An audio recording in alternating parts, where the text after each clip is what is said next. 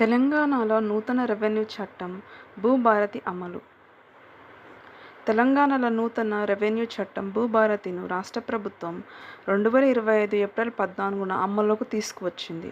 ఈ భూభారతి చట్టాన్ని అమలు చేసేందుకు తెలంగాణ ప్రభుత్వం 4 పైలట్ మండలాన్ని ఎంపిక చేసింది. అవి కామారెడ్డి జిల్లా లింగంపేట, ఖమ్మం జిల్లా నేలకొండపల్లి, నారాయణపేట జిల్లా ముద్దూరు, ములుగు జిల్లా వెంకట్పూర్ మండలాలు.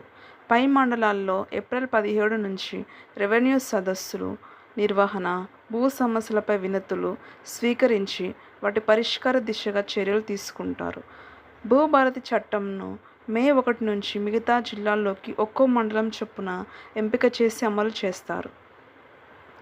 భూభారతి పోర్టల్ను హైదరాబాద్లోని శిల్పకళా వేదిక నుంచి తెలంగాణ ముఖ్యమంత్రి రేవంత్ రెడ్డి ఆవిష్కరించారు.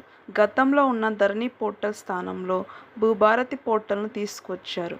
భూభారతి పోర్టల్ చట్టంలోని సెక్షన్ 15(8) నిబంధన 16 ప్రకారం ఎస్సీలు, ఎస్టీలు, మహిళలకు ఉచిత న్యాయ సహాయం, సలహాలను న్యాయ సేవా సంస్థ, ఇతర సంస్థలు, వ్యవస్థల ద్వారా అందించాలి. భూమి చట్టాల్లో ఇలాంటి నిబంధన చేర్చడం దేశంలో ఇదే మొదటిసారి. ప్రజలు ఉచితంగా న్యాయ సహాయం పొందడానికి ధరణి చట్టంలో ఇలాంటి నిబంధన లేదు. అప్పీలు పద్ధతి. తహసీల్దారులు జారీ చేసే పాస్ పుస్తకాల్లో లేదా భూ ఆధార్పై ప్రజలకు ఎవరికైనా అభ్యంతరాలు ఉంటే రెవెన్యూ డివిజనల్ అధికారికి అప్పీల్ చేసేందుకు కొత్త చట్టంలో సెక్షన్ 15వ నిబంధన 14 ద్వారా ప్రభుత్వం అవకాశం కల్పించింది.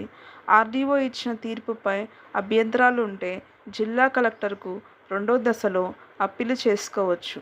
ఆర్డీఓ చేసిన మ్యూటినేషన్లపై లేదా ఆర్డీఓ చేసిన సాదా బైనామీల క్రమబద్ధీకరణపై ఎవరికైనా అభ్యంతరాలు ఉంటే జిల్లా కలెక్టర్కు అప్పీలు చేసుకోవచ్చు. కలెక్టర్ ఇచ్చే తీర్పుపై అభ్యంతరాలు ఉంటే భూమి ట్రిబ్యునల్లో అప్పీలు చేసుకోవచ్చు. ఈ విధానం ధరణి చట్టంలో లేదు.